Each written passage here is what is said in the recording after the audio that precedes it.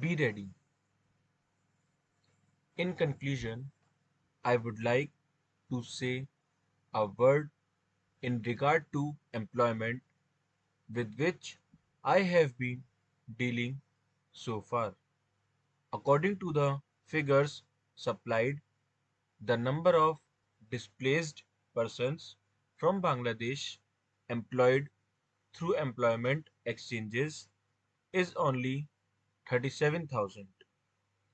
This is very meager compared with their total number, which comes to 32 lakhs. According to the official figures, this is with regard to Bangladesh refugees. The number of displaced persons from Pakistan employed through employment exchanges is not very encouraging, but still it is 75,000. I would urge upon the Honorable Minister to take this into consideration and see that something is done to find employment for these people.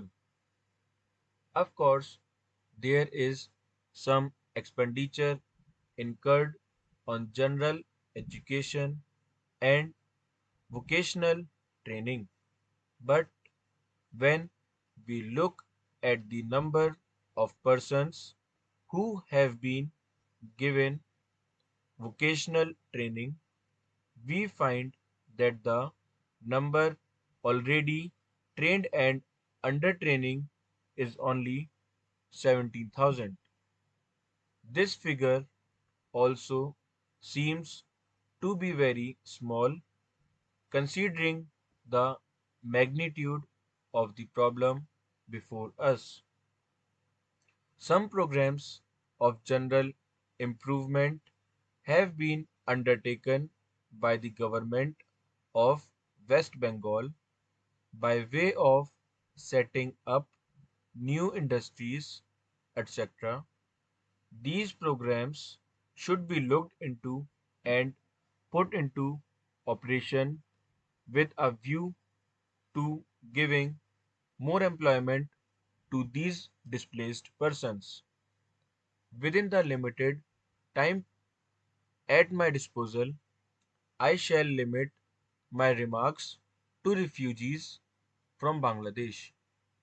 The first thing which strikes one as one looks at the various brochures and publications that have been given to us is the amount of contradiction one has to battle against. The first contradiction is in regard to the number of persons government think they have rehabilitated in West Bengal, granting that it is difficult to make a final assessment of the number of refugees who have come from Bangladesh. It is still true to say that at least there should be some sort of parity between what the Union Minister says and what the West Bengal Rehabilitation Ministry says. Only a few days ago, the West Bengal Minister of Rehabilitation said that there are 22 lakhs of refugees who have to be rehabilitated, but the central government's figures are 31 lakhs. Unless the government know the number of people they have to budget for, it is rather bewildering to know how they mean to plan in bringing about their rehabilitation.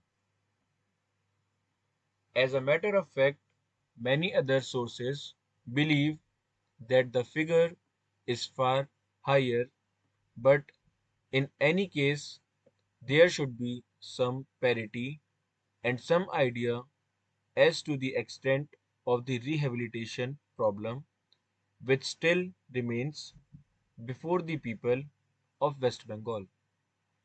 The other contradiction is this: on the one hand, Srimati Renuka Ray says that in the near future they will be making a successful completion of the work of economic rehabilitation of refugees in that state. But only last year, Shri A.P. Jain said that as yet the problem of the displaced persons from Bangladesh was a matter which was giving some concern. I really do not understand why, in spite of Shri A.P. Jain recognizing that the problem is still quite serious, Shrimati Renuka Ray should have made such a statement, yet when we heard the Honorable Finance Minister, we find that there has been a big shortfall in rehabilitation budget.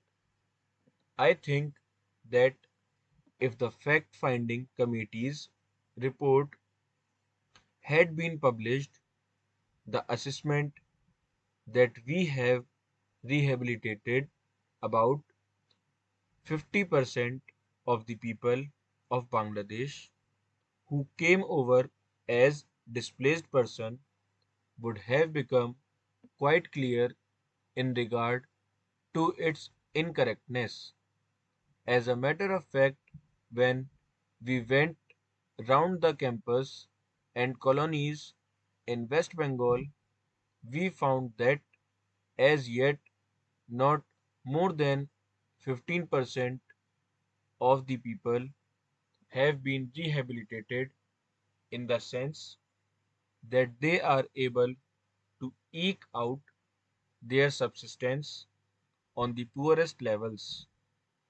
It is not more than 15%, and I think the figures of the fact finding committee are still lower. I think this is something that we have to take very seriously and put our minds to and apply all the resources that we have to find out how we will be able to tackle this problem of rehabilitation. Now, coming to the question of relief, I feel that until we are able to give really proper rehabilitation, we cannot withdraw relief. It is no use arguing whether relief leads to lethargy and moral slackness unless our rehabilitation policies are fruitful. Have we any right to starve the people to death? As a matter of fact, Shri A.P. Jain may know that in West Bengal, the incidence of tuberculosis amongst the refugee population is very high.